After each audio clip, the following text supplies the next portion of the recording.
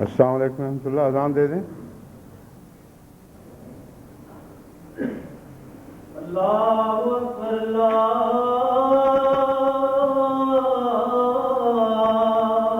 اکبر اللہ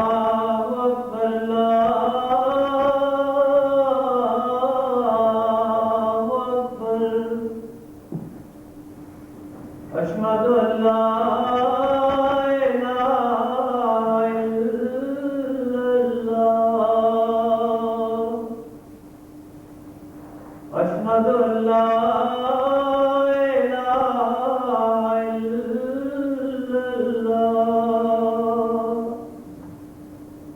اشہد ان محمد رسول اللہ. اشہد ان محمد رسول اللہ. حی علی الصلاۃ.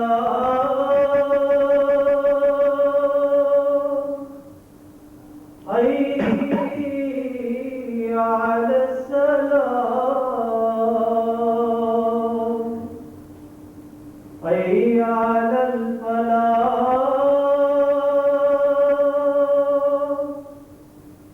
حی علی الفلاح. اللہ اکبر اللہ اکبر. لا الہ الا اللہ.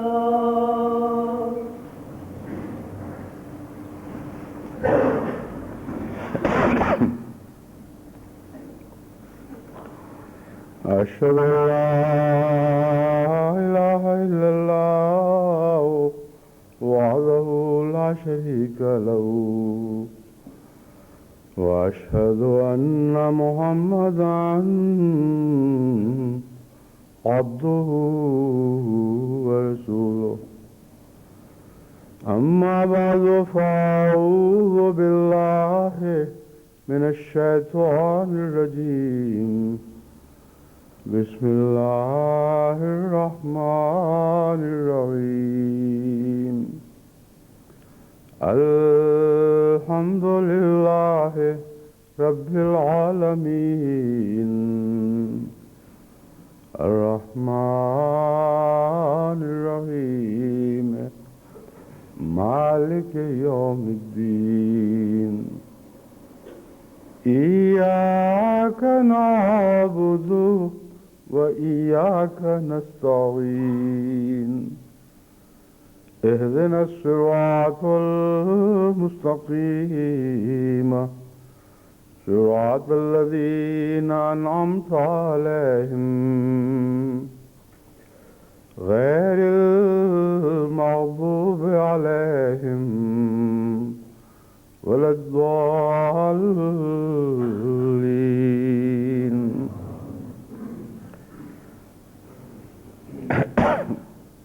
آج کے خطبے کا موضوع تو اور ہے، لیکن اس وقت پہلے مجھے ایک چھوٹی سی غلطی کی درستی کروانا ہے.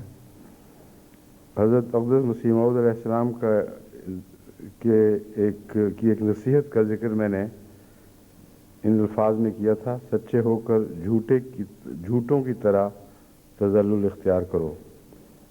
تو ایک دوست نے توجہ دلائی ہے کہ اصل الفاظ میں جھوٹوں کی طرح نہیں بلکہ جھوٹے کی طرح ہے. اس لیے جو الفاظ حضرت مسیح علیہ السلام کے ہیں وہ منوان اسی طرح بیان ہونے چاہیے. تحریر میں تو چونکہ چھپے ہوئے ہیں اس لیے کسی مستقل غلطی کا تو سوال ہی پیدا نہیں ہوتا تھا، مگر بعض لوگ تحریریں نہیں پڑھتے، ان کی اطلاع کے لیے میں بتا رہا ہوں کہ لفظ جھوٹوں نہیں بلکہ جھوٹے کی طرح ہے. بس سچے ہو کر جھوٹے کی طرح تذلل اختیار کرو. اب ہم سال کے آخری لمحات میں داخل ہو رہے ہیں، ہو چکے ہیں بلکہ. 1994 کا سال قریب الاختتام ہے. ایک دن بیچ میں رہ گیا ہے اور پرسوں سے انشاءاللہ نئے سال کا آغاز ہوگا. جب سال ختم ہو رہا ہو اور نیا سال چڑھ رہا ہو تو تباً دنیا میں اس جوڑ کو خاص طریق پر منایا جاتا ہے اور بغیر محسوس کیے اس وقت کو گزرنے نہیں دیا جاتا۔ مختلف رنگ میں لوگ اپنے رد عمل دکھاتے ہیں۔ بعض لوگ تیاریاں کر رہے ہیں کہ جب اگلے سال کا دن چڑھے گا اس جوڑ کے وقت پھر وہ کثرت سے شراب نوشی کریں گے، عیش و عشرت کے تمام سامان جو پہلے سے مہیا کیے جاتے ہیں ان سے وہ محظوظ ہوں گے اور لذت یاب ہوں گے، اور بہت سی ایسی بے حیائیاں اس وقت سے وابستہ ہو جاتی ہیں جو عام حالات میں ایک آزاد قوم بھی نہیں کرتی۔ بس ایک یہ بھی رد عمل ہے۔ ایک عمومی ہر طرف یہ رد عمل دکھائی دیتا ہے کہ اخبارات میں اور ریڈیو اور ٹیلی ویژن پر سال کے اہم واقعات، کامیابیاں بھی اور ناکامیاں بھی دکھائی جاتی ہیں اور بتایا جاتا ہے کہ یہ سال سیاسی لحاظ سے کیسا گزرا، فلان لحاظ سے، اقتصادی لحاظ سے کیسا گزرا، کون سے اہم واقعات ہیں جو قابل ذکر ہیں۔ ایک اور رد عمل جو ہونا چاہیے بعضوں میں ہوتا ہے مگر اکثر میں نہیں، وہ انفرادی جائزہ ہے، اور یہ رد عمل سب سے زیادہ اہم ہے اور معنی خیز ہے۔ جہاں تک سال کے آ کر گزر جانے کا تعلق ہے، یہ تو ایک وقت کا بہتا ہوا دریا ہے، اس میں جہاں بھی آپ لکیر کھینچیں اسے ایک اہم لمحہ قرار دے سکتے ہیں، مگر جو بہتے ہوئے دریا ہوتے ہیں ان کے درمیان در حقیقت جوڑ تصوراتی ہی ہیں، اور محض مبارکباد دے دینا کہ پہلا سال گزر گیا، نیا سال چڑھا، ایک فرضی سی بات ہے جس میں کوئی گہری حقیقت نہیں ہے۔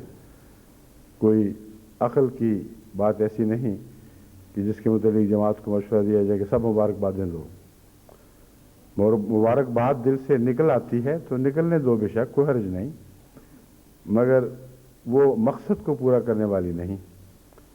مقصد کو پورا کرنے والی بات یہ ہے کہ اس سال کا جائزہ ہر فرد اپنی انفرادی حیثیت سے اپنی صورتحال، اپنے دل کی کیفیات پر غور کرتے ہوئے معلوم کرنے کی کوشش کرے کہ کون سے ایسے عظیم انقلابی لمحات تھے، نیکی کے مواقع تھے جن کو وہ استعمال کرتے ہوئے اپنی کیفیت روحانی کیفیت تبدیل کر سکتا تھا اور رستے بدل کر بہتر رستوں پر گامزن ہو سکتا تھا، اور کون سے ایسے مواقع تھے جو اس کے لیے نیکیوں کو گنوانے والے تھے اور واضح طور پر بدیوں میں مبتلا کرنے والے تھے۔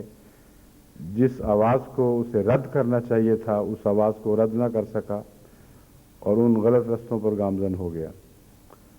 یہ جو واقعات ہیں تو روز مرہ ہر انسان کی زندگی میں صبح سے شام تک ہوتے ہی رہتے ہیں، مگر بعض واقعات نمایاں ہو کر گہرا اثر چھوڑ جاتے ہیں اور بعض دفعہ زندگی کا رخ تبدیل کر دیتے ہیں۔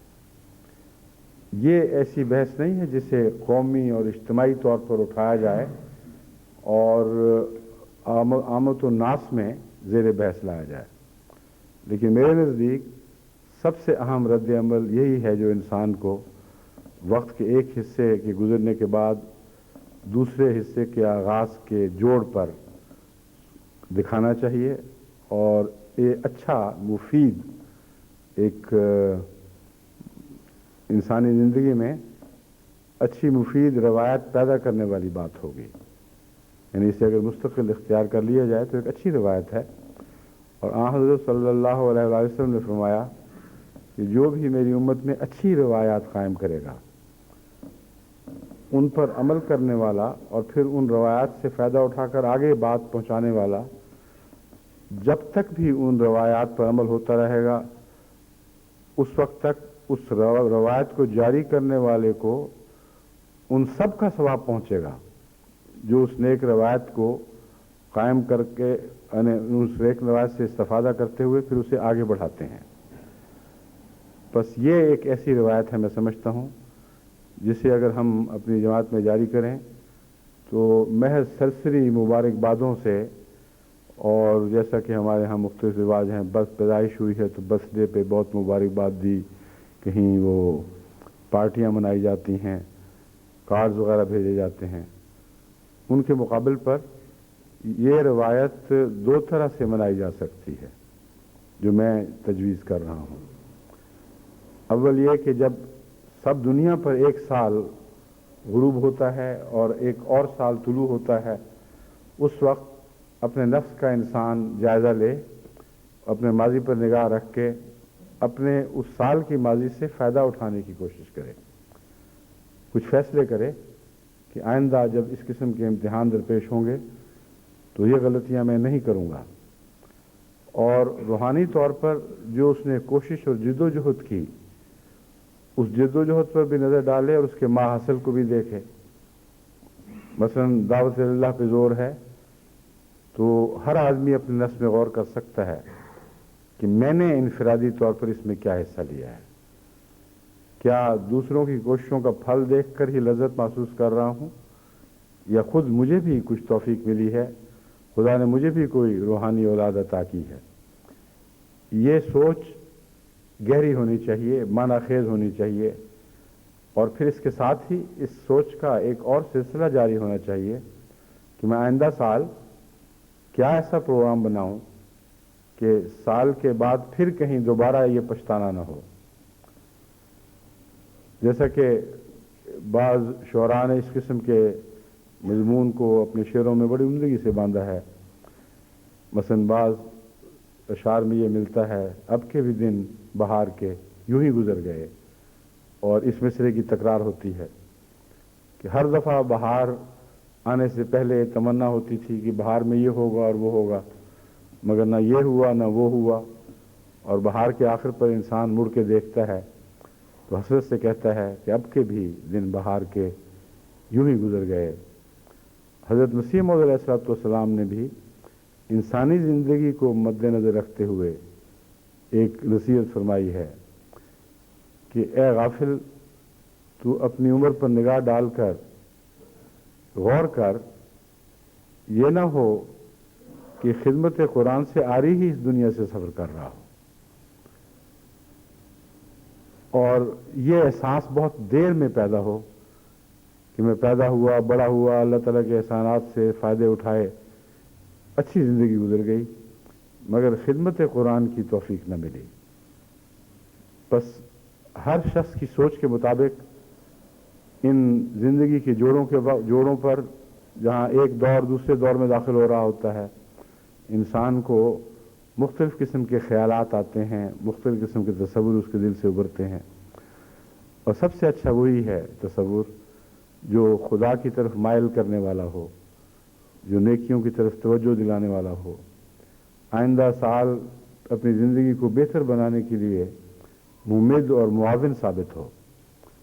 بس اس پہلو سے میں اگرچہ عام دنیا کے دستور کے مطابق بھی سب جماعت کو، سب عالمگیر جماعت کو مبارکباد پیش کرتا ہوں۔ اللہ آپ سب کے لیے یہ نیا سال مبارک فرمائے، لیکن خصوصیت کے ساتھ اس نصیحت کو پر عمل پیرا ہونے کی ہدایت کرتا ہوں کہ ابھی جو وقت باقی ہے اس میں اپنے نفس کا جائزہ لیتے ہوئے، غور و فکر کرتے ہوئے ایسی باتیں اس رنگ میں سوچیں کہ آپ کے دل میں آئندہ کے لیے بہتر زندگی گزارنے کی تحریک پیدا ہو۔ اور میں امید رکھتا ہوں کہ یہ جو اپنے نفس کا جائزہ ہے، یہ انشاءاللہ تعالی جماعت کے اندر بہت سی پاک تبدیلیاں پیدا کرنے کا موجب بنے گا۔ ہر شخص کا اس میں شامل ہونا ضروری ہے، ورنہ جماعتی نصیحتیں جب کی جاتی ہیں کہ فلاں کام کرو تو ساری جماعت من حیث جماعت اپنے آپ کو ایک وجود سمجھتی ہے۔ اس کا ایک اچھا پہلو بھی ہے، آپس کے تعلق ایسے ہوتے ہیں جیسے ایک بدن کے اعضاء کے ہوں، لیکن اس کا ایک منفی پہلو بھی ہے، اور وہ یہ ہے کہ باقیوں نے جب کر لیا ہے تو پھر مجھے کیا ضرورت ہے۔ جماعت من حیث جماعت یہ کام کر ہی رہی ہے، ہم نے آواز پر لبیک کہہ دی اور اچھے نتائج پیدا کر لیے۔ یہ سوچ ایک اچھی بات کا منفی پہلو ہے، یعنی ساری جماعت کا ایک بدن کا ساری جماعت کا یہ احساس کہ ہم ایک ہی بدن کے مختلف حصے ہیں اور ایک کی خوشی دوسرے عضو تک منتقل ہونا اس بدن کی زندگی کی علامت ہے، اسی طرح ایک کا غم دوسرے عضو بدن تک منتقل ہونا بھی اس کی زندگی ہی کی علامت ہے۔ مگر یہ سوچ اگر باشعور ہو اور تقویٰ کے ساتھ ہو تو ہمیشہ فائدہ پہنچاتی ہے۔ ہر عضو بدن کو یہ احساس ہوگا کہ میرے بدن نے جو کچھ حاصل کیا میرا اس میں کیا حصہ تھا، میں کیوں نہ اپنا حصہ ڈالوں، اور یہ سوچ منفی نتیجے بھی پیدا کر سکتی ہے۔ جیسا کہ بیان کیا جاتا ہے کہ ایک دفعہ ایک بادشاہ نے یہ اعلان کیا کہ جو بہت بڑا اور خوبصورت تالاب میں نے بنوایا ہے اس کا افتتاح ایسے ہوگا کہ ہر شخص دودھ کا ایک لوٹا بھر کے یا کوئی ایک برتن بھر کے وہ اس میں ڈالے، اور حساب دان بتا رہے ہیں کہ ہمارے ملک میں اتنا دودھ ہے کہ اس دن اگر لوگ ایک ایک برتن جو پیمانہ اس نے بیان کیا وہ خود استعمال کرنے کی بجائے اس تالاب میں ڈال دیں گے تو دنیا میں پہلی مرتبہ ایک ایسے تالاب کا افتتاح ہوگا جو دودھ سے بھرا ہوا ہو اور جنت کی یاد دلاتا ہو۔ بڑا خوبصورت خیال تھا اور اعلان ہوا اور معلوم ہوا کہ ہر طرف تیاریاں ہو رہی ہیں، لیکن ہوا یہ کہ ہر شخص نے یہی سمجھا کہ ہم بھی تو قوم کا حصہ ہی ہیں، سب قوم جب لوٹے ڈالے گی تو اس کی خوشی میں ہم بھی شامل ہوں گے، لیکن کیا ضرور ہے کہ ہم بھی لوٹا لے کر جائیں؟ چنانچہ کوئی بھی نہیں گیا اور ہر ایک یہ سمجھتا رہا کہ دوسری کی خوشیوں میں ہم شامل ہو جائیں گے اور وہ فخر جو ساری قوم کو حاصل ہوگا آخر ہم بھی تو اس کا حصہ ہیں۔ اور اس کا افتتاح ایسے ہوا کہ خالی تالاب تھا، نہ پانی کا قطرہ نہ دودھ کا قطرہ۔ تو سوچیں ایک ہی طرح کی ہوں مگر ذرا سی کروٹ بدلیں تو اچھی سوچیں بری سوچوں میں تبدیل ہو جاتی ہیں، اچھے نتائج کی بجائے مزہ کا خیز نتائج ہاتھ آتے ہیں۔ تو اس پہلو سے بعض ایسی سوچیں ہیں جن کا ہر فرد کے ساتھ گہرا تعلق ہے، اور اجتماعی نیکیوں میں یہ بہت ہی اہم معاملہ ہے۔ ہر فرد کو اپنا حصہ ضرور ڈالنا ہے، اور اس پہلو سے آپ سوچیں کہ آپ نے اس سال میں اپنا حصہ کیا ڈالا تھا۔ کسی پہلو سے آپ کو خوشخبری ملے گی، آپ کہیں گے ہاں الحمدللہ پہلے مجھے مالی قربانی کی توفیق نہیں ملا کرتی تھی، اب یہ مل گئی۔ کسی اور پہلو سے بھی آپ کو خوشخبری مل سکتی ہے کہ میں پہلے نمازیں کم پڑھتا تھا، اب میں پڑھنے لگ گیا ہوں۔ چنانچہ اس خوشی میں وقتاً فوقتاً لوگ مجھے بھی شامل کرتے رہتے ہیں۔ ایک صاحب نے لکھا کہ پہلے میں نماز سے غافل تھا، آپ کا فلاں خطبہ دہرایا جا رہا تھا، وہ سنا، اس کے بعد میرے دل پہ ایسا اثر ہوا کہ اسی وقت نماز شروع کر دی ہے، اور اس کے بعد نماز چھوڑنے کا کوئی سوال ہی نہیں رہا۔ تو اس خوشی میں مجھے بھی شامل کرتے ہیں، مگر یہ ہر فرد کا کام ہے کہ عبادت میں شامل ہو، پھر اجتماعی طور پر قوم عبادت کرنے والوں کی ایک جماعت بن جاتی ہے جس کا ہر قطرہ خدا کی عبادت سے سرشار ہو، جس قوم کا یعنی ہر ذرہ ہر جز، اس کی اجتماعی شان بہت بلند ہو جاتی ہے اور اس کی دعاؤں کی قبولیت کا مرتبہ بھی بہت اونچا ہو جاتا ہے۔ بس اس پہلو سے جب میں یہ کہہ رہا ہوں تو مراد یہ نہیں کہ ساری جماعتیں سوچیں کہ اس دفعہ ہم نے وقف جدید کا چندہ کتنا دیا تھا، تحریک جدید کا کتنا دیا تھا۔ دیا تو تھا مگر سب نے تو ویسا نہیں دیا، بعضوں نے کم دیا مگر بڑی قربانی کے ساتھ دیا، بعضوں نے زیادہ دیا مگر کم قربانی کے ساتھ دیا۔ اس لیے یہ اجتماعی سوچ کا محل ہی نہیں ہے کہ اجتماعی طور پر غور ہو سکے، یہ انفرادی سوچ کا محل ہے، انفرادی سوچ کی باتیں ہیں۔ ہر شخص کے لیے لازم ہے کہ اپنا جائزہ لے اور پھر خود ہی نتائج اخذ کرے، کسی اور کو نہ بتائے، اگر کمزوریاں ہیں تو اپنے تک محدود رکھے، اللہ تعالیٰ سے پردہ پوشی چاہے اور خدا کے حضور ہی اپنی عاجزی کا اظہار کرتے ہوئے पर्दा पोशी की भी दुआ करे और आइंदा इन खतर बदियों से बचने के लिए भी तौफीक मांगे। बस ये जो लम्हात हैं साल के आखिर के, ये इन्हीं सोचों में सर्फ होनी चाहिए। और मैं उम्मीद रखता हूँ कि अगर वाक़यातन हर फ़र्द जमात इन अहम पहलुओं से जो इनकी में से चंद की मैंने निशानदेही की है अपना जायज़ा लेंगे तो आइंदा साल के लिए जमात को बहुत से ऐसे कारकुन मुहैया हो जाएंगे जो पहले मुहैया नहीं थे। अब तबलीग का मामला है, मैंने बारहा तवज्जो दिलाई है कि अभी तक भी मेरे नज़दीक जमात की अक्सरियत ऐसी है जो दाई इल्लल्लाह नहीं बन सकी। अभी तमन्नाएं दिलों में करवट ले रही हैं और ज़मीन तैयार ज़रूर हो रही है, वो नज़र आ रहा है, लेकिन अभी इस काबिल नहीं हुए कि वो कह सकें कि हाँ हमने भी हिस्सा डाल दिया। बस इन बातों को बार बार याद कराने के नतीजे में जो इंसान का शऊर बेदार होता है और ख़ुद अपनी निगरानी करता है और उसको अंदर से एक नसीहत करने वाला मुयस्सर आ जाता है, वो फिर नसीहत ज़रूर फ़ायदा पहुँचाती है। मैंने बारहा इस मज़मून पर गौर किया है कि हज़रत सल्लल्लाहु अलैहि वसल्लम को जो अल्लाह ने फरमाया ज़क्किर फ़ैन नफ़ात ज़िक्रा, कि नसीहत कर, नसीहत ज़रूर फ़ायदा पहुँचाती है। इसमें बहुत सी हिकमतें मुझे हर दफ़ा दिखाई दी और ख़ास तौर पर हज़रत सल्लल्लाहु अलैहि वसल्लम के हवाले से ये मज़मून समझ आता है, वरना नहीं आता। एक और हिकमत जो मुझे इसमें दिखाई दी जिसका पहले मैं जिक्र नहीं कर सका, वो ये है कि वो नासे जिसकी नसीहत पहले उस पर कारगर हो, उसकी नसीहत दूसरों पर ज़रूर कारगर होती है। वो एक आलिम बाअमल बन जाता है, जो बात कहता है वो करता है और जो करता है उसकी बातों में एक अजीम ताकत पैदा हो जाती है। बस हज़रत सल्लल्लाहु अलैहि वसल्लम से जो वादा है वो हर उस शख्स की ज़ात में पूरा नहीं होगा जो उन सिफात में जो ऐसी नसीहत के लिए ज़रूरी हैं। हुज़ूर अकरम सल्लल्लाहु अलैहि वसल्लम की सुन्नत की पैरवी नहीं कर रहा, बस अदना सोच के साथ, एक सरसरी फ़िक्र के साथ जब आप कुरान का मुताला करते हैं तो बाज़ दफ़ा बसा औक़ात दिल में एतराज़ उठते हैं, ये अल्लाह ने क्या कह दिया है फ़ज़क्किर नफ़ात ज़िक्रा। हम तो नसीहतें करते हैं, हमारे बच्चों पर भी कोई असर नहीं होता, तो ये क्या कानून है कि नसीहत का ज़रूर असर होगा। हज़रत सल्लल्लाहु अलैहि वसल्लम की नसीहत ज़रूर असर करती थी।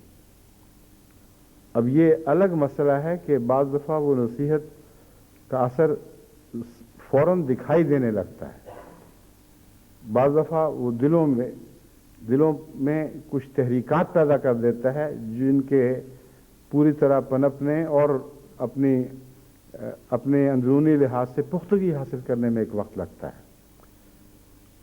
लेकिन कुछ इस्तिस्ना भी हैं, उन इस्तिस्नात का भी अल्लाह ताला ने जिक्र फरमा दिया है और वो हैं सवाउन अलैहिम अनज़रतहुम अम लम तुनज़िरहुम ला युमिनून ख़तमल्लाहु अला क़ुलूबिहिम व अला समइहिम व अला अबसारिहिम ग़िशावा व लहुम अज़ाबुन अज़ीम। कि ऐ मोहम्मद सल्लल्लाहु अलैहि वसल्लम, तेरी नसीहत असर तो करती है, ज़रूर करेगी, मगर उन दिलों पर करेगी जिन पर अभी ताले नहीं पड़े, उन दिलों पर पड़ेगी जिन पर अल्लाह की मोहर नहीं लगी, उन पर नसीहत असर करेगी जो ये फैसला नहीं कर चुके कि सवाउन अलैहिम अनज़रतहुम अम लम तुनज़िरहुम ला युमिनून, कि फैसला है हमने ईमान नहीं लाना। उन लोगों के लिए तेरी नसीहत बराबर है जिन्होंने ईमान लाना ही नहीं, उनको चाहे सुनाए चाहे ना सुनाए, उनके लिए बात बराबर है। तो ये इस्तिस्नात भी हैं, मगर उनका जिक्र अल्लाह ताला ने बयान फरमा दिया है वाज़ेह तौर पर। इन इस्तिस्नात को छोड़कर ये हज़रत अक़दस मोहम्मद मुस्तफ़ा सल्लल्लाहु अलैहि वसल्लम की तज़कीर ही थी, आपका जिक्र करना ही था और आपका नसीहत करना था, जिसने देखते देखते अरब की काया पलट दी, एक अजीम रूहानी इनक़लाब बरपा हुआ। बस इस पहलू से हमें भी حضرت صلی اللہ علیہ وآلہ وسلم کی نصیحت کے انداز سیکھنے چاہیے، اور آج کی اس گھڑی میں آپ کو یہ بتا رہا ہوں کہ حضرت رسول اکرم صلی اللہ علیہ وآلہ وسلم کی نصیحت میں جو طاقت پیدا ہوئی ہے، میں نے غور سے یہ مضمون بھی سیکھا ہے کہ اس لیے تھی کہ آپ سب سے اول اپنے مذکر تھے، اور اپنے نفس پر آپ کی نصیحت کو پورا غلبہ حاصل تھا۔ ایک ایسا قوی غلبہ تھا کہ نفس کی مجال نہیں تھی کہ محمد رسول اللہ علیہ وسلم کی اندرونی نصیحت کے خلاف ایک ادنا سی سوچ بھی کر سکے۔ جب یہ طاقت انسان کو نصیب ہو جاتی ہے تو غیروں پر بھی طاقت عطا ہوتی ہے۔ یہ محض کوئی فرضی بات نہیں ہے، نفسیاتی لحاظ سے ایک طے شدہ، ثابت شدہ حقیقت ہے۔ وہ لوگ جو مسمرزم سیکھنے کی کوشش کرتے ہیں، جو علم طب میں دلچسپی رکھتے ہیں، وہ اگر مطالعہ کریں یا ان کو اچھا استاد میسر آئے تو وہ لازماً ان کو یہ بتائے گا کہ پہلے اپنی ول کو، اپنے فیصلے کی طاقت کو اپنے نفس پر جاری کرنے کی کوشش کرو اور اس کی ورزش کرو ذہنی طور پر۔ اگر نہیں کرو گے تو تمہیں غیروں کے دماغ پر اثر انداز ہونے کی کوئی طاقت نہیں ملے گی۔ اور اسی طرح ول پاور کو تقویت دی جاتی ہے۔ اس کے بغیر آپ گھر بیٹھے یہ جو مرضی کریں اور آپ کا نفس آپ کی بات مانے ہی نہیں، بلکہ آپ اس کے زیر نگیں چلتے رہیں اور پھر سوچیں کہ میں سوچوں گا فلاں آدمی یوں کرے تو یوں کرنے لگ جائے گا، یہ محض احمق کی خواب ہے، اس سے زیادہ اس کی کوئی حقیقت نہیں۔ بس فذکر ان نفات ذکرہ میں جس ناصح کا ذکر ہے وہ ہر شخص کے اندر موجود ہے، اور میں اس ناصح کو مخاطب ہوں، ہر احمدی کے اس ناصح کو مخاطب ہوں جس سے نصیحت کے سفر کا آغاز ہونا ہے۔ بس نئے سال کے سفر میں داخل ہونے سے پہلے اپنے اس ناصح کو بیدار کریں، اور اگر ہر آدمی کرے تو اس کو غیر معمولی طاقتیں عطا ہوں گی۔ یہ میں جانتا ہوں، خدا تعالیٰ نے انسانی فطرت کو اسی طرح بنایا ہے، اور خدا تعالیٰ کی تخلیق میں کوئی تبدیلی نہیں۔ جہاں قرآن کریم نے انسان کو اللہ کی فطرت پر پیدا ہونے کا ذکر فرمایا ہے، ساتھ ہی یہ فرما دیا ہے کہ لا تبدیل لخلق اللہ، اللہ نے جو کچھ فرمایا کر دیا ہے، اس میں تم کبھی تبدیلی نہیں کر سکتے۔ بس اس بنیادی اصول کو پلے باندھ لیں کہ پہلے آپ نے اپنے نفس کی تسخیر کرنی ہے، اپنے نفس کے اندر موجود ناصح کو جگانا ہے، اس کو اپنے نفس پر غلبہ عطا کرنا ہے، اور جب اس کو آپ یہ سکھا دیں اور یہ توفیق مل جائے جو دعاؤں کی مدد کے بغیر نصیب نہیں ہو سکتی، تو پھر اللہ کے فضل کے ساتھ آپ کے اندر سے ایک ایسی قوی شخصیت بیدار ہوگی کہ اسے لازماً ماحول پہ غالب آنا ہے۔ اور اس ایک نصیحت پر عمل پیرا ہونے کے نتیجے میں جو قرآن سے ہم نے سیکھی، اور حضرت محمد رسول اللہ صلی اللہ علیہ وسلم کی ذات میں اس نے ایک عظیم جلوہ دکھایا ہے، ہم اس جلوہ محمد کو سب دنیا پہ عام کر سکتے ہیں۔ جب ہم دعائیں کرتے ہیں اے اللہ محمد رسول اللہ کا جلوہ عام کر، تو وہاں بھی یہ سوچنے کی بات ہے کہ اس جلوے کو عام کرنے میں ہم نے اپنے نفس کے کون سے حصے کو چمکایا ہے کہ وہ شیشے کی طرح جلوہ محمد مصطفیٰ کو کوئی لشکارا، کوئی اس کی چمک دنیا کو دکھا دے۔ جب تک رخ محمد رسول اللہ علیہ وسلم کی طرف رہے گا، آپ کے دل میں وہ شفاف آئینہ ہوگا جو اس چمک کو لیتا ہے اور ایک زاویے سے دوسروں پر بھی وہ روشنی ڈالتا ہے۔ اس وقت تک آپ کی یہ دعا درست، آپ کی یہ تمنائیں اچھی کہ اے اللہ محمد رسول اللہ علیہ وسلم کا جلوہ سب دنیا کو دکھا دے۔ اگر یہ نہیں اور اس کے لیے کوئی باشعور کوشش بھی نہیں ہے تو فرضی باتیں ہیں۔ ان فرضی باتوں میں تو ساری دنیا مبتلا ہے۔ عالم اسلام دیکھیں کس امید میں بیٹھا ہوا ہے، محض ان فرضی خیالوں میں کہ اسلام نے ضرور غالب آ جانا ہے۔ غالب آنے سے پہلے اسلام جو ان سے قربانی چاہتا ہے، جو ان سے تبدیلیاں چاہتا ہے، ان کی طرف کسی کو کوئی خیال نہیں ہے۔ آپ ہی غالب آ جائے گا۔ سال کے بعد سال گزر جاتا ہے، بس میں چاہتا ہوں کہ احمدی سال اس طرح نہ گزریں، ہر سال ایک چند ایسے لمحات میں سے گزر کر آگے سفر شروع کرے جو اپنے نفس کے محاسبے کے لمحات ہوں، اور بڑی دیانتداری اور خلوص کے ساتھ انسان ان کا محاسبہ کرے اپنے نفس کا، اور پھر کچھ ارادے باندھے اور ان ارادوں کا زیادہ راہ لے کر اگلے سال میں داخل ہو۔ ہماری تو یہ سوچیں ہیں، ہمارے تو یہ ارادے ہیں، دعاؤں کے ساتھ نیکیوں کا زیادہ راہ لے کر آگے بڑھتے ہیں، بڑھتے رہیں گے۔ بدقسمتی سے ہمارے غیر بھی کچھ ایسے ہیں جو ہر سال بد ارادے باندھتے ہیں۔ ہمارے سفر محبت کے سفر ہیں، اور ہمارا زیادہ راہ محبت کا زیادہ راہ ہے۔ ان کے سفر بدی کے سفر ہیں، اور محض دوسرے کو تکلیف پہنچانا، عذاب دینا، کسی طرح ان کے لیے ہلاکت کے سامان پیدا کرنا، یہ سوچیں لے کر وہ نئے سالوں میں داخل ہوتے ہیں، اور انہی سوچوں کے ساتھ پھر وہ جماعت کو چیلنج دیتے ہیں کہ دیکھو یہ سال کس کا بنتا ہے۔ 1994 کے حوالے سے بھی بہت کچھ ایسا ہوا، لیکن یہ لمبے تذکرے ہیں، مختصر شاید میں چند باتیں بیان کر سکوں، اور باقی مضمون ایسا ہے جو ہر سال جلسہ سالانہ پر جو آخری تقریر ہے اس میں، یا درمیانی تقریر، اس میں یہ مضمون بار بار یعنی جاری مضمون کے طور پر پیش کیا جاتا ہے۔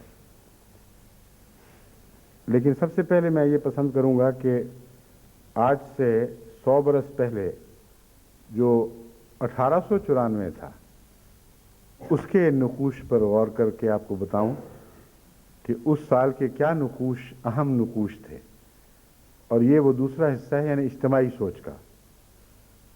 اس لیے مضمون قطع کر کے میں اس حصے میں داخل نہیں ہو رہا۔ شروع میں ہی میں نے آپ کو سمجھایا تھا کہ 2 طریق سے سالوں کے جوڑ منائے جاتے ہیں، ایک انفرادی طور پر جو میرے نزدیک زیادہ اہم ہے، اور دوسرا اجتماعی طور پر۔ اب اجتماعی موازنے کے طور پر میں آپ کے سامنے کچھ مثالیں رکھتا ہوں کہ سب سے پہلے تو ہمیں سوچنا چاہیے کہ 100 سال پہلے اس مقدس دور میں جس نے آج کے اور دور کی بھی بنا ڈالی اور آئندہ سب ادوار کی بنا ڈال چکا ہے، کیا ہوا تھا، وہ سال کیسے گزرا تھا۔ اس سال کے اہم امور یہ ہیں کہ حضرت اقدس مسیح موعود علیہ السلام کو 1894 میں بعض بہت ہی اہم اور بہت دور رس اثر رکھنے والی تصنیفات کی توفیق ملی، اور خصوصیت کے ساتھ عرب دنیا کو آپ نے اس سال میں مخاطب فرمایا ہے، اور اللہ تعالیٰ نے عرب دنیا میں اس کے نتیجے میں لبیک کہنے والے بھی بڑے عظیم پیدا کیے۔ اور 1894 کا یہ سال اس پہلو سے اتنی اہمیت رکھتا ہے کہ مورخ احمدیت وہی دوستوں صاحب نے جب اس سال کا موازنہ کیا تو سب سے نمایاں چیز ان کو یہی محسوس ہوئی کہ حضرت مسیح موعود علیہ السلام کا عربوں میں نفوذ اگر کسی ایک سال سے وابستہ کیا جا سکتا ہے تو 1894 ہے۔ اور عجیب بات ہے کہ جماعت احمدیہ عالمگیر کا آج 1994 بھی اس پہلو سے سب سے نمایاں ہے، اور خدا تعالیٰ نے جو ہمیں MTA جاری کرنے کی اس سال توفیق عطا فرمائی، یہ بھی اسی سال کا پھل ہے۔ 1894 کو 7 جنوری کو یہ عالمی پروگرام جاری ہوا ہے، اور اسی سال اسی پروگرام کی برکت سے اس کثرت سے عربوں کی توجہ احمدیت کی طرف ہوئی ہے کہ معلوم ہوتا ہے ہمارے مخالفین پر ایک زلزلہ آ گیا ہے۔ بار بار سعودی عرب کے گزٹ اور ان کے اخبارات اس بات کو اچھال رہے ہیں، اور ایک اخبار تو یہ لکھتا ہے کہ اب فوراً حرکت کرو۔ جس تیزی سے احمدیت کا نفوذ پھیل رہا ہے اور مسلم عربوں پر خصوصیت سے اثر انداز ہے، اگر ہم نے آج کارروائی نہیں کی تو پھر یہ بہت لیٹ ہو جائے گا۔ وہ الفاظ یہ ہیں: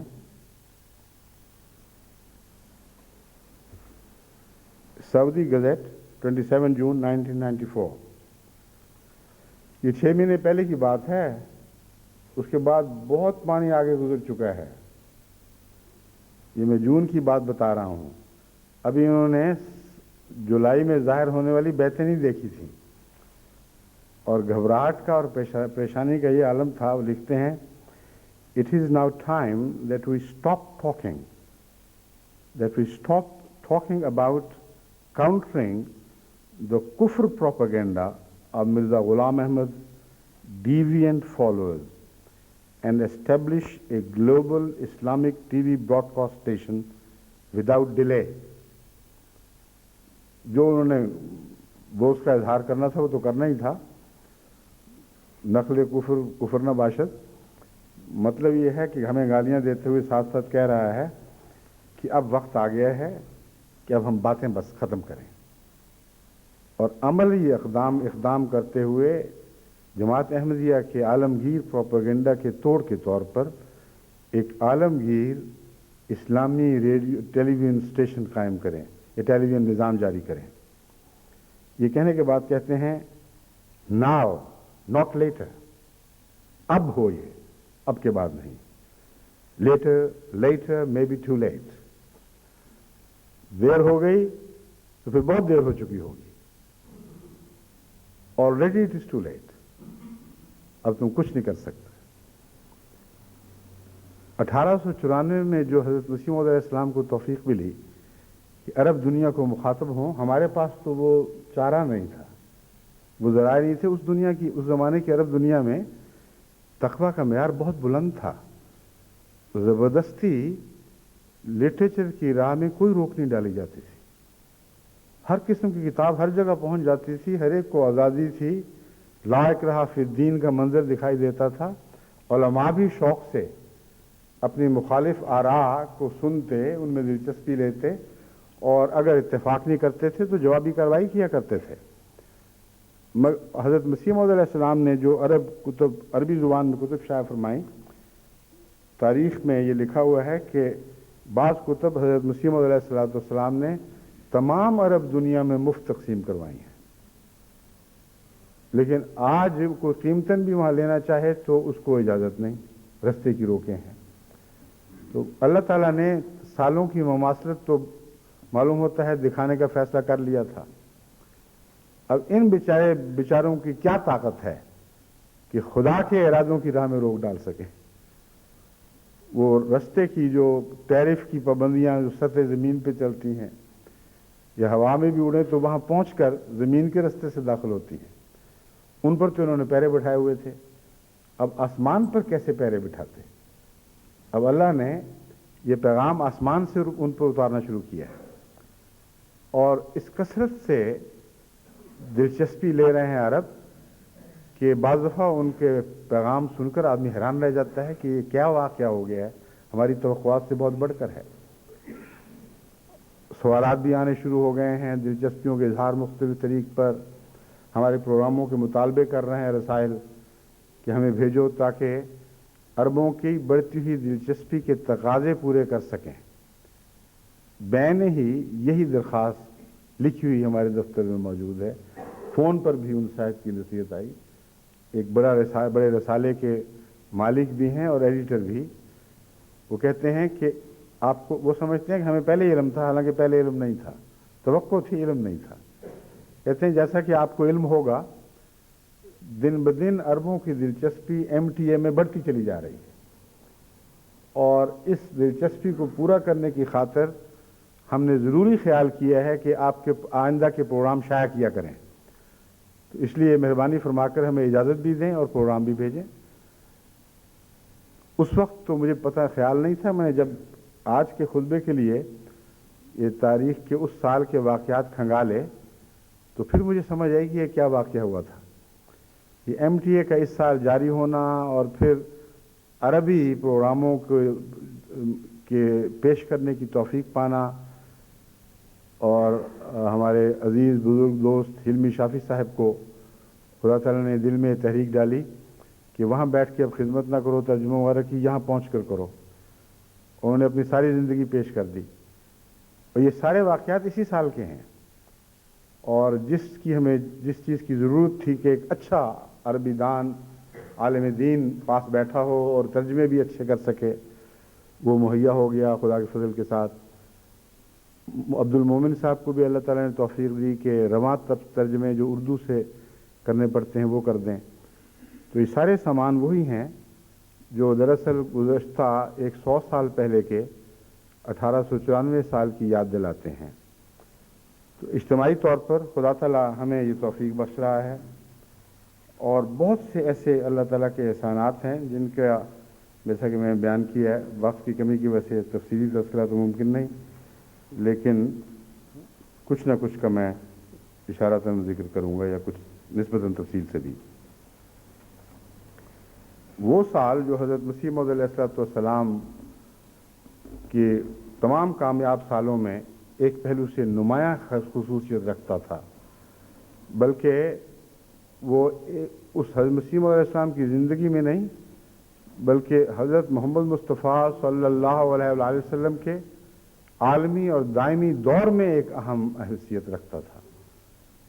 وہ سال تھا جس سال چاند سورج نے حضرت محمد رسول اللہ صلی اللہ علیہ وآلہ وسلم کی پیشگوئی کی صداقت کو ظاہر کیا اور ثابت کیا، اور اس کے ثبوت کے طور پر مسیح حضرت مہدی علیہ الصلوۃ والسلام کا وجود دکھا دیا کہ یہ وہی ماضی ہے جس کی پیشگوئی اصدق الصادقین محمد رسول اللہ نے فرمائی تھی.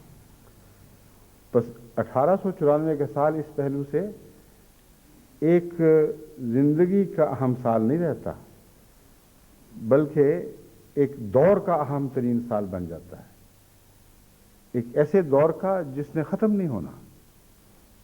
اس پہلو سے 1894 کو بھی اللہ تعالیٰ نے جماعت کو ایسی توفیقات عطا فرمائی ہیں جو آئندہ ایک عظیم دور کی خوشخبریوں کا پیش خیمہ بنے گی. اور یہ MTA کا جو اجرا ہے باقاعدہ 7 جنوری کو ہوا، یہ میں سمجھتا ہوں انہی انعامات میں سے ایک اہم انعام ہے، اور اس کا چاند سورج کی گواہی سے تعلق ہے، بہت گہرا تعلق ہے. بعض دفعہ انسان اپنی یعنی اللہ تعالیٰ پر توکل کرتے ہوئے ایک ایسی بات کہتا ہے جس کی تفصیل ذہن میں حاضر نہیں ہوتی، نہ انسان اس کو سوچ سکتا ہے، مگر کلمے ایسے نکل جاتے ہیں منہ سے جو جب پورے ہوتے ہیں تو اس وقت کہنے والا بھی حیرت سے دیکھتا ہے کہ یہ کیا بات میرے منہ سے نکلی اور اللہ تعالیٰ نے کیسے پوری فرما دی. اس کے متعلق ایک دفعہ نہیں بارہا ایسے واقعات ہو چکے ہیں. مثلا ایک متکبر شخص کے متعلق اپنی ایک نظم میں نے کہا تھا کہ خدا اڑا دے گا خاک ان کی، وہ جو بگولے اٹھے ہیں خاک کے ہمیں مٹانے کے لیے، اللہ ان کی خاک اڑا دے گا، ان کا نشان نہیں ملے گا. اور اسی طرح وہ بگولوں میں اڑنے والی خاک بن گیا وہ شخص. اور امریکہ سے مجھے کسی نے لکھا کہ آپ کی تو توجہ نہیں گئی ہوگی، مگر میں نے جب اس شعر کو پڑھا اور اس واقعہ کو دیکھا تو بالکل یوں لگتا تھا جیسے خدا تعالیٰ نے آپ کے منہ سے وہ بات کہلوائی ہے، عین اس واقعے پر چسپاں ہونے والی بات ہے. تو اس قسم کے واقعات ہوتے رہتے ہیں. ربوہ میں جب شروع میں مخالفت کا بہت جوش اٹھا تھا تو اس وقت میں نے مولویوں کو مخاطب کر کے کہا تھا کہ دیکھو تم بعض رستے بند کر سکتے ہو زمین پر، لیکن جب خدا نے یہ فیصلہ کیا کہ آسمان سے تمام دنیا پر بارشیں برسائے گا، پھر تمہاری چھتریاں کیسے اس کو روک سکیں گی؟ کیسی تمہاری چھتیں ان فضلوں کی راہ میں اور کے بندوں پر گرنے کی راہ میں حائل ہو جائیں گی. فضل جب آسمان سے گرتے ہیں اور خدا اتارتا ہے اور عالمگیر فضل اتارتا ہے تو ظاہر بات ہے کہ دنیا میں کسی کو طاقت نہیں کہ ان کو روک سکے، ان کی راہ میں حائل ہو سکے. مگر اس وقت میں پاکستان کا بھی کہہ سکتا تھا، بغیر دنیا کے حوالے سے یہ بات کر سکتا تھا. وہ وقت ایسا تھا جب خود بخود میری زبان پر یہ الفاظ زور کے ساتھ جاری ہوئے کہ وہ وقت جب ساری دنیا میں خدا فضلوں کی بارشیں برسائے گا تو ان آسمان سے اترتے ہوئے فضلوں کی راہ تم کیسے روک سکو گے؟ یہ کوشش بیکار ہے، اس کو چھوڑ دو، تمہیں چارہ نہیں ہے کہ یہ کام کر سکو. اب MTA جب اتری ہے تو تب سمجھ آئی ہے کہ ساری دنیا میں اسی سال 94 ہی میں یہ آسمان کی گواہیاں اتر رہی ہیں جیسے چاند سورج کی گواہی آسمان سے اتری تھی، اور دوبارہ اس گواہی کو لے کر پھر خدا کے فضل اترنے شروع ہوئے. بس یہ خدا کی کائنات کے عجیب اسرار ہیں، ان کو لطیف نگاہوں سے دیکھیں تو انسان اور بھی زیادہ لطف اندوز ہوتا چلا جاتا ہے. اور یہ مولویوں نے پتہ کیا کہا تھا؟ انہوں نے کہا تھا یہ 94 کا سال احمدیوں کی موت کا سال. چھٹی کہتے ہیں مرزا طاہر کو عادت پڑی پاگلوں والی باتیں کرتا رہتا ہے، بڑے دعوے کر رہا ہے کہ ہم نے یوں کیا اور اس سال ہم یوں کریں گے. ہم بتاتے ہیں یہ سال کیا ہونا ہے. نائب ناظم صاحب مرکزی مبلغ مجلس سے تحفظ ختم نبوت کہتے ہیں قادیانیوں آئین کو تسلیم کر لو، پاسداری کرو قانون کی، یعنی اللہ کا قانون دفع کرو، چھوڑو پرے، ہمارا قانون مانو اور خدا کے قانون کے باغی ہو جاؤ. یہ مضمون ہے. ورنہ 74 میں مرزائیت کو ایک ضرب لگی، پھر 84 میں امتناع قادیانیت کے ذریعے قادیانی زخمی ہوا. اب 94 ہے اور یہ قادیانیت کے خاتمہ کا سال ہوگا. 94 ایک دن باقی رہ گیا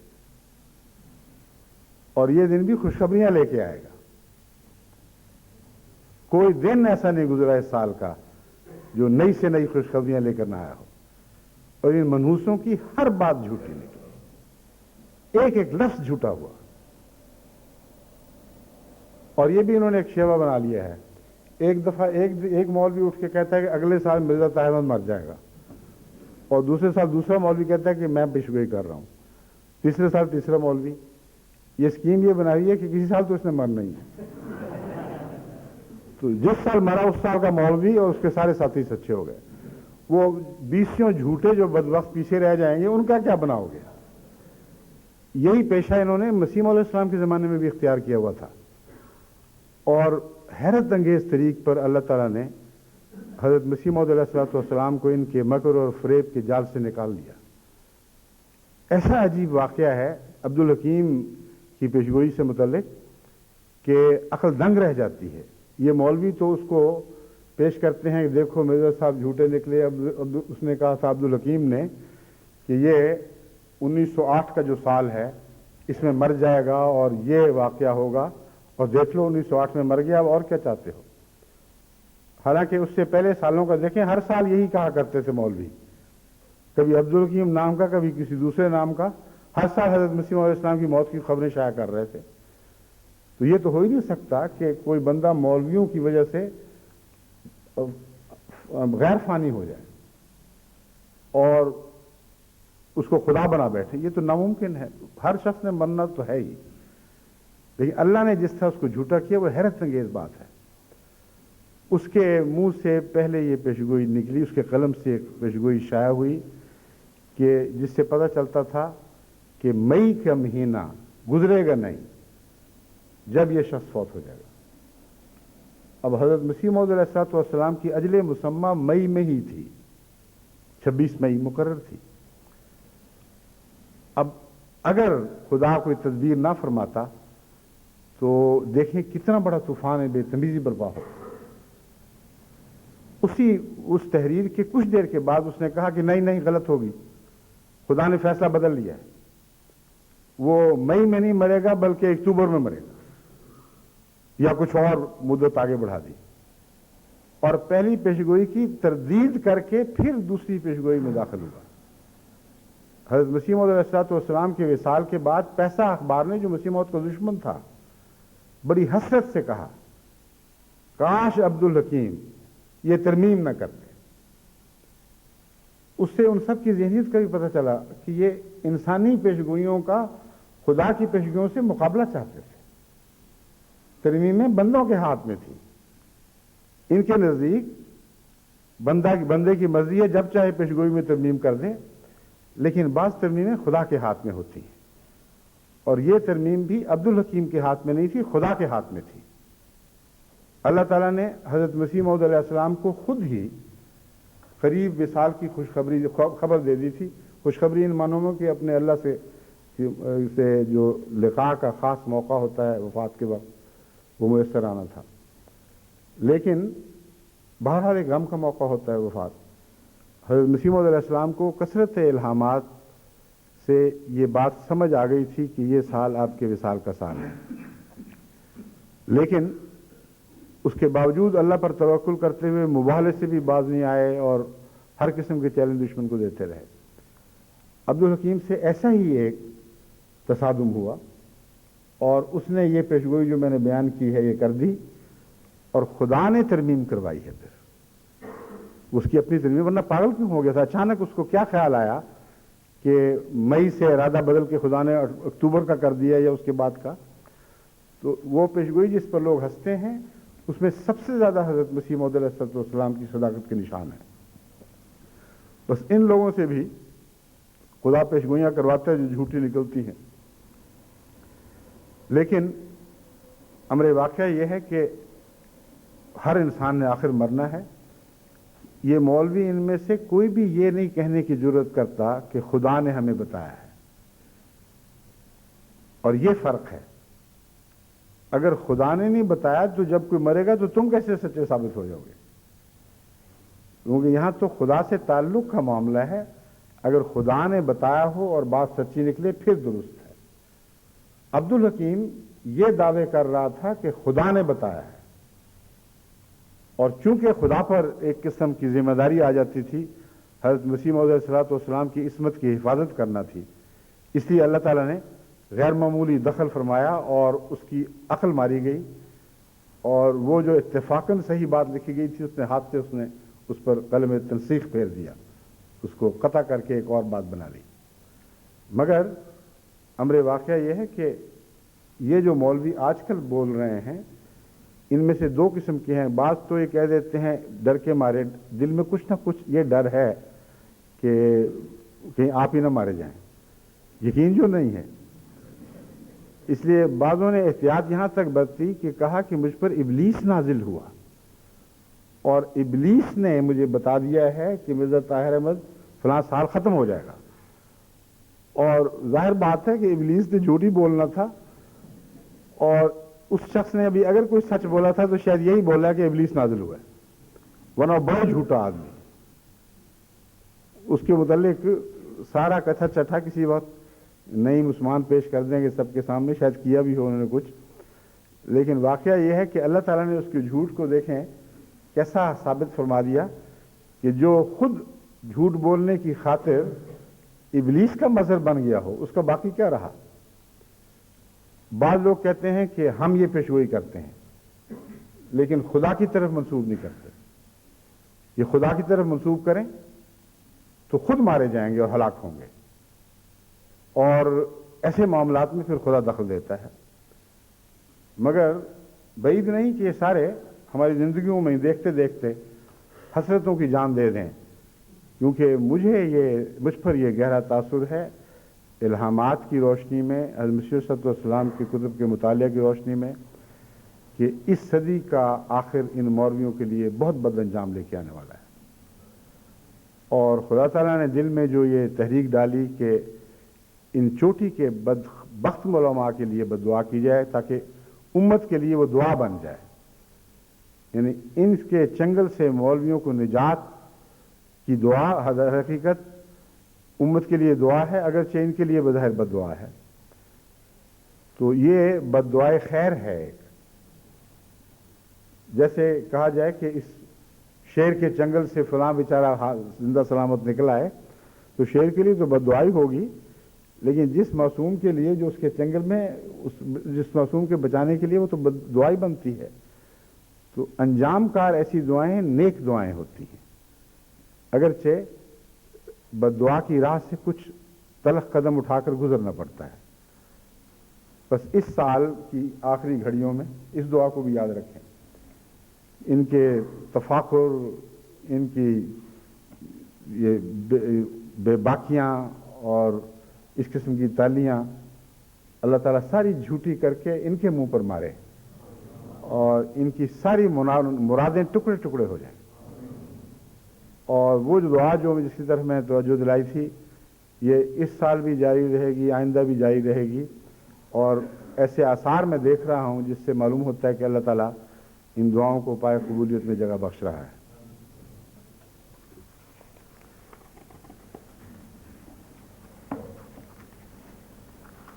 ایک اور ان کا حوالہ تھا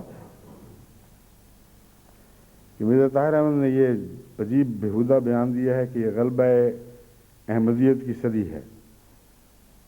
اس کے بعد عجیب و غریب ایک پاگل والی منطق ہے جس کی سمجھ آ ہی نہیں سکتی.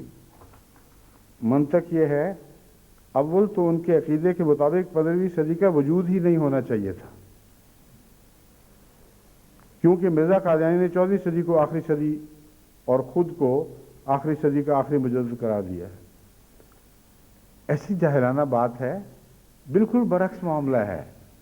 یہ مولوی شور مچایا کرتے تھے کہ 14ویں صدی ختم نہیں ہوگی جب تک مہدی نہ آ جائے، اور ہم کہتے تھے کہ روک کے دیکھ لو، اس نے ختم ہونا ہی ہونا ہے. یہ بحثیں تھیں، ان کی جھوٹے کی یادداشت نہیں ہوتی. اس قدر بیوقوف قوم ہے کہ جو احمدی کہتے تھے وہ اپنا موقف بنا لیا، جو آپ کہا کرتے تھے وہ احمدیوں کو موقف بنا دیا، اور پھر اس الہام یہ وہی کے برخلاف 15ویں صدی آئی گئی نا. لو اب دیکھیں، اس قدر بےہودہ بکواس، جھوٹ، نہ عقل نہ کوئی تک. یہ حال ہو گیا ان کی عقلوں کا، مخبوط الحواس ہیں. لیکن پھر کہتے ہیں لیکن یاد رکھیں یہ جو صدی آ رہی ہے، یہ جو گزر رہی ہے، یہ صدی قادیانیت کی موت سبب ثابت ہوگی، اور یہی ڈش اینٹینا جس پر یہ اترا رہے ہیں یہ انہیں کوئی فائدہ نہیں پہنچا سکے گا. یہ کہتے ہیں فائدہ نہیں پہنچا سکے گا. مکہ مکرمہ سے اعلان ہو رہا ہے کہ بڑے فائدے پہنچا گیا ہے، اگر ہم نے کچھ نہ کیا تو بہت لیٹ ہو جائے گا. کس کی بات آدمی مانے؟ ہم جانتے ہیں کہ اللہ کے فضل کے ساتھ اتنا عظیم الشان روحانی فائدہ پہنچ رہا ہے، تبلیغی، تربیتی اور ہر پہلو سے، یہ اس کی آگ لگی ہوئی ہے ان کو، جس کی وجہ سے یہ تیش کھا رہے ہیں. جوابی کارروائی کے طور پر کچھ احمدی شہید کر دیے انہوں نے. حال ہی میں کچھ عرصے میں 4-5 بہت ہی دردناک شہادتیں ہوئی ہیں، لیکن ان کا یہ پھل ہے بس.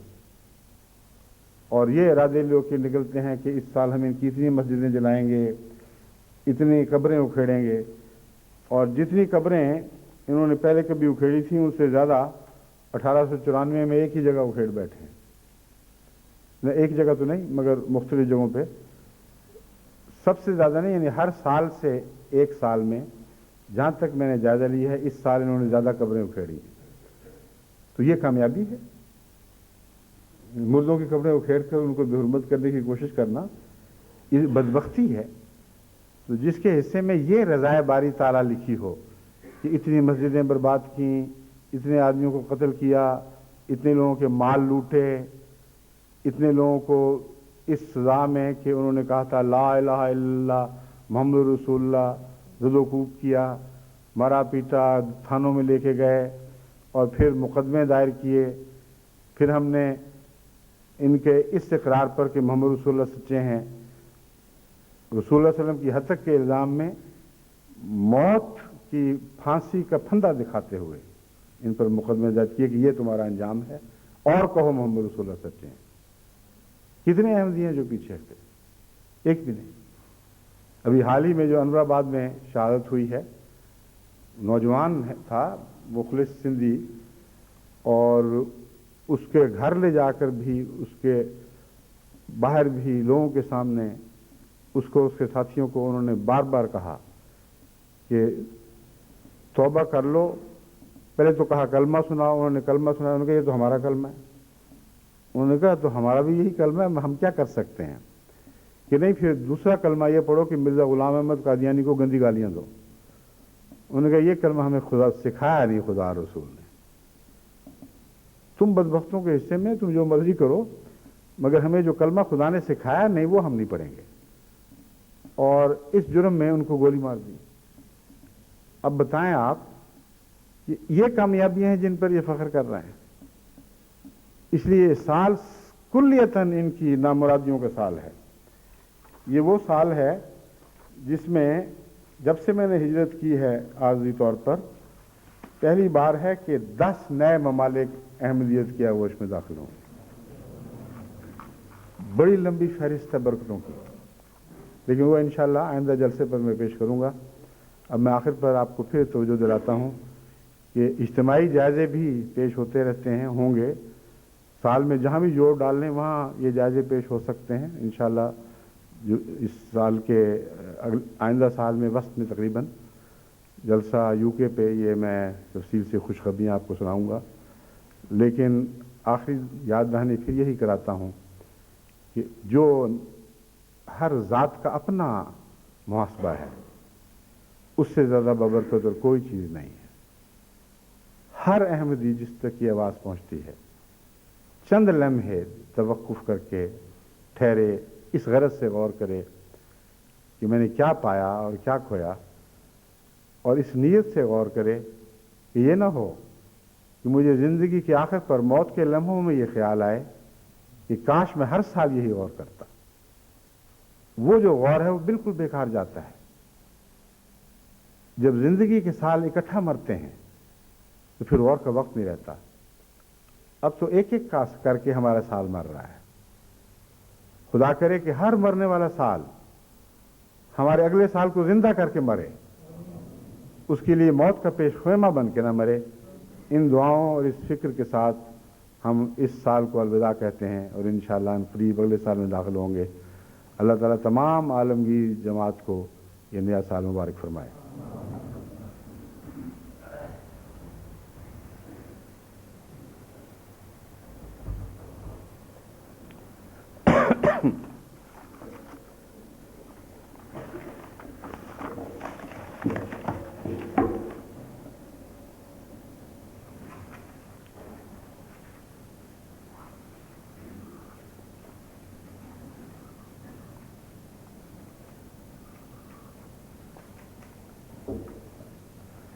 الحمد لله نحمده ونستعينه ونستغفره ونؤمن به ونتوكل عليه ونعوذ بالله من شرور أنفسنا ومن سيئات أعمالنا من يهده الله فلا مضل له ومن يضلله فلا هادي له ونشهد أن لا إله إلا الله وحده لا شريك له ونشهد أن محمدا عبده ورسوله عباد الله رحمكم الله إن الله يأمر بالعدل والإحسان وإيتاء ذي القربى وينهى عن الفحشاء والمنكر والبغي يعظكم لعلكم تذكرون اذكروا الله يذكركم وادعوه يستجب لكم ولذكر الله أكبر